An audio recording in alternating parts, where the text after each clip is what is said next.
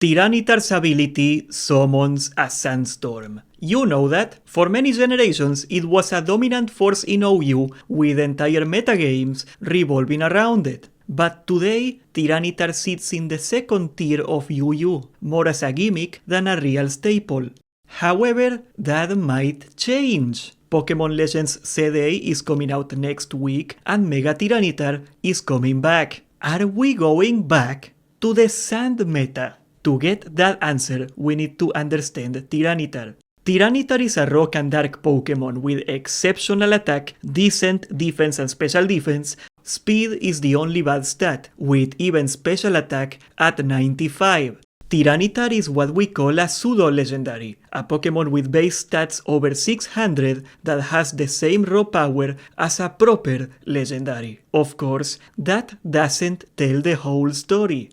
Being a rock type is a big problem. They are weak to water, ground, steel, and fighting, which are extremely common. Then, the dark type makes the fighting weakness a quadruple weakness, and it is also weak to fairy. So Tyranitar has a whopping 5 weaknesses. If you look at the Pokémon at the top, they are usually Pokémon with very few weaknesses. For example, Scizor is particularly good because it is only weak to fire. If Tyranitar was a fast offensive sweeper, that would not be a problem, of course, but for a slow Pokémon, taking 5 different weaknesses is crippling. However, Sandstream helps with this problem a lot, as Sand gives rock types a 50% boost to special defense. That means Tyranitar can tank super effective attacks very well as long as they are special, which allows it to switch in and throw sand. And with base 134 attack, there are very few things that want to tank a Stone Edge. Tyranitar is by all means an insane Pokémon with one of the best abilities in the game, which is exactly why so many players are always looking for ways to work around these crippling weaknesses. But why is Sand so good?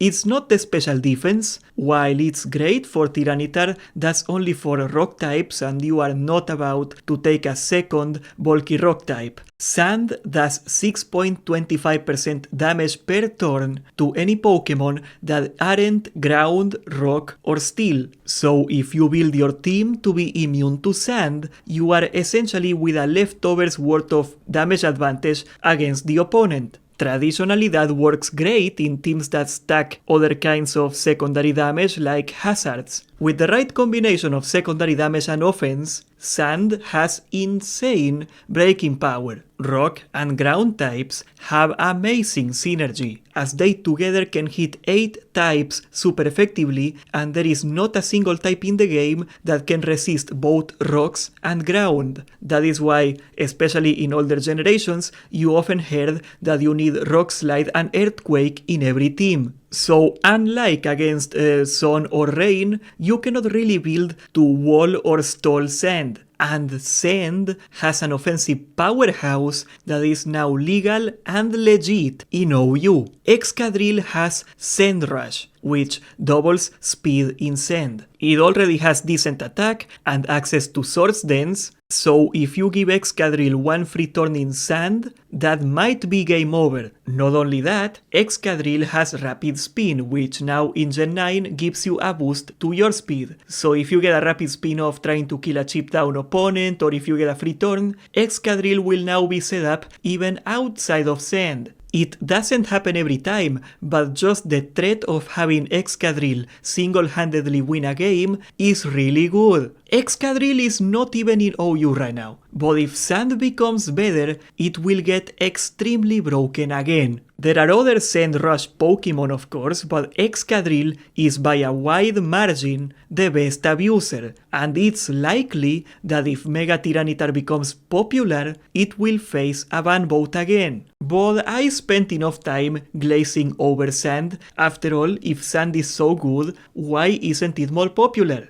Sand cannot be walled, but it can be killed. Almost every sand Pokemon is weak to water, and the ones that aren't weak to water are steel, so a combination of water and fire or water and fighting can kill an entire team. It is no coincidence that sand isn't popular in a metagame with so much offense. Rock is a terrible type in competitive Pokemon, so you cannot really benefit from the special defense boost outside of Tyranitar, and Tyranitar is so crippled by its type that many times it cannot even take advantage of it itself. Don't get me wrong, out of all the weather Pokemon, Tyranitar is by far the best, because Pelipper, Ninetales, Politoed and Torkoal are trash, but you would still never take it if it wasn't for sand. Not to mention, if you are fighting another weather team, Tyranitar does not fare well in Weather Wars. It has so many weaknesses, it just can't switch in at any moment and drop sand,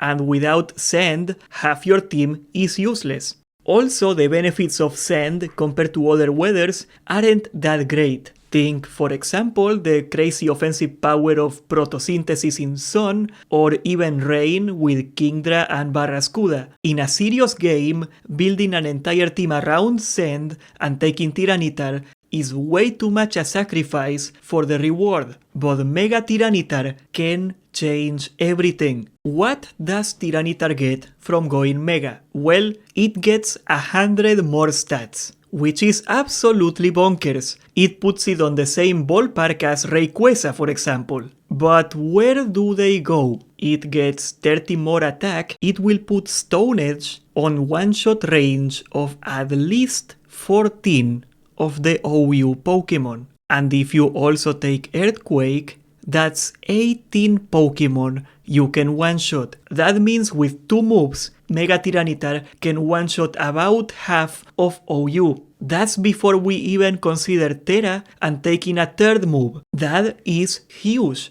because Tyranitar now, while still vulnerable, cannot be switched into easily. It also gets 40 more defense, which sounds like a lot, but I ran some benchmarks and I couldn't find many ranges that change. For example, it still gets one-shot by Headlong Rush, any fighting move is gonna one-shot him easily, and Iron Threads can still two-shot it with Earthquake. So it is not like it will be easy to put Tyranitar on the field all of a sudden. It gets 10 more speed as well, which back in Gen 6 it might have made a difference, but it hardly does anymore. The biggest one I could find is that Tyranitar is now gonna outspeed Gliscor, but that's about it. It will also gain 20 special defense, which doesn't sound like a lot, but you remember you have a 50% multiplier on sand, so that matters. Now you have a whopping 384 special defense before any investment. Just so you get an idea of how crazy this is, even with a quadruple weakness to fighting, Mega Tyranitar with 0 investment can tank a Focus Blast from Deoxys. But overall,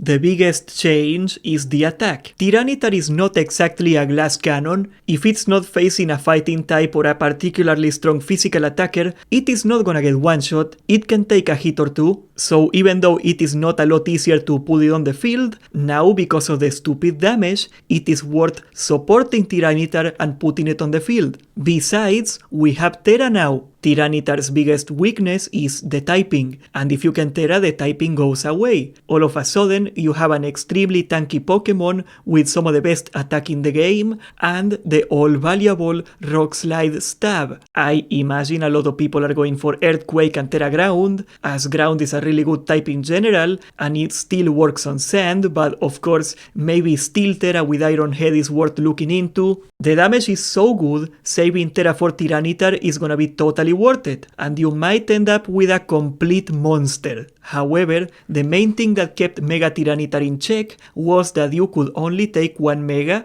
and there were so many good Megas in the past that it was a big opportunity cost. But in Legends CD, we are getting a limited amount of megas, so that is not as big a problem anymore. And of course, there is no predicting how Smogon tearing is gonna play a role in it. For example, if Mega Metagross, one of the best megas in the game, gets banned, all of a sudden Tyranitar could fill the same niche with the benefit of Sand. So, in conclusion, will Mega Tyranitar bring Sand back to OU?